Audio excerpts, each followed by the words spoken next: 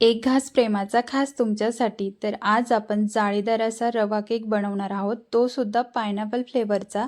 तर आता इथे आपण साहित्य बघूया. तर इथे मी इमल्शन घेतले, पायनॅपल इमल्शन. नंतर 1.5 वाटी बारीक रवा. तर रवा जाड असेल तर थोडा असा मिक्सरला फिरवून घ्यायचा आहे. नंतर 2 चमचे मैदा, 1 वाटी पिठी साखर, अर्धी वाटी दही, अर्धी वाटी तेल, गरजेनुसार दूध, 1 चमचा बेकिंग पावडर, पाव चमचा सोडा, टुटी फुटी घ्यायचे. तर आता एका बाउलमध्ये आपल्याला दही घालायचे, यामध्ये तेल घालायचे आणि पिठी साखर घालायची. आता हे छान असं मिक्स करायचं आहे, म्हणजे एकजीव होईपर्यंत हे चांगलं असं फेटून घ्यायचं आहे. आता हे छान असं एकजीव झालंय, तर तुम्ही पाहू शकता अशा पद्धतीने एकजीव करून घ्यायचे. आता यामध्ये आपल्याला रवा घालायचा आहे. तर रवा शक्यतो बारीकच घ्यायचा आणि जर जाड रवा असेल तर तो मिक्सरला फिरवून घ्यायचा आहे. नंतर 2 चमचे मैदा घालायचा आहे. तर मैदा फक्त बाइंडिंगसाठी घालायचा आहे आपल्याला इथे. आणि हे छान असं मिक्स करायचं आहे.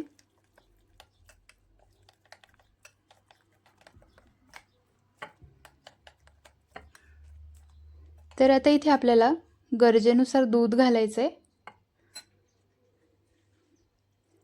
तर अगदी थोडं दूध घालायचं आहे आणि पुन्हा चांगलं असं मिक्स करायचं आहे.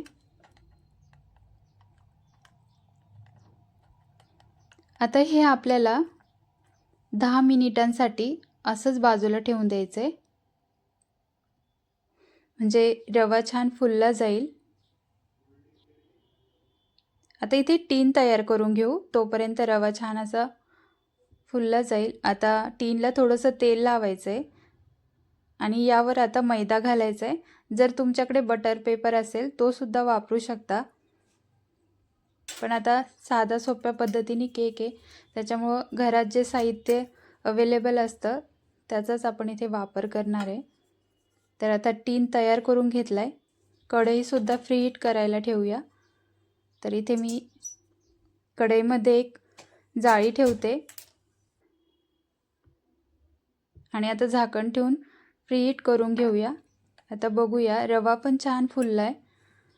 तर तुम्ही पाहू शकता अशा पद्धतीने इथे रवा तयार झाला आहे. आता यामध्ये अजून थोडंसं दूध घालायचं आहे आणि पुन्हा मिक्स करायचं आहे. आता इथे आपल्याला इमल्शन घालायचं आहे आणि छान असं मिक्स करायचं आहे. जर तुमच्याकडं इमल्शन नसेल तर तुम्ही इथे पायनॅपल इसेन्स घातलं आणि नंतर थोडा पिवळा रंग घातला तरीसुद्धा चालेल. तर आता इथे 1 चमचा बेकिंग पावडर आणि पाव चमचा सोडा घालायचा आहे आणि पुन्हा चांगलं हे मिक्स करून घ्यायचं आहे. तर हे चांगलं मिक्स करायचं आहे, म्हणजे बेकिंग पावडर पूर्ण रव्याला लागली जाईल. आता इथे काही टुटी फुटी घालायच्यात. जर तुमच्याकडे टुटी फुटी नसेल तर तुम्ही ड्रायफ्रूट्स घालू शकता. तर इथे बॅटर छान असं तयार झाले. आता टीनमध्ये आपण ओतून घेऊया. तर आता ओतून झाला की यावर आपल्याला सजावटीसाठी थोडेसे टुटी फुटी घालायचे.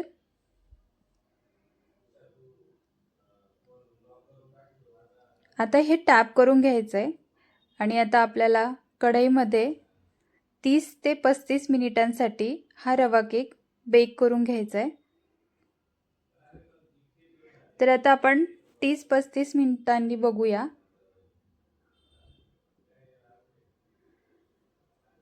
तर बघा किती छान असा केक फुलला आहे.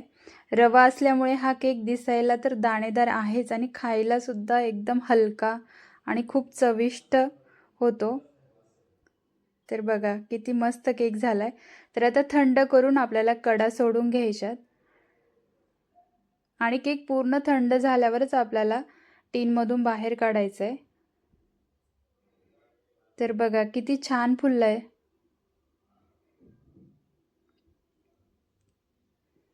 आणि यात पायनॅपल इसेन्स टाकल्यामुळे घरभर इतका सुंदर सुवास सुटलाय ना. तर तुम्ही पण ही रेसिपी नक्की ट्राय करा आणि आवडली असेल तर लाईक शेअर करायला विसरू नका. थँक्यू.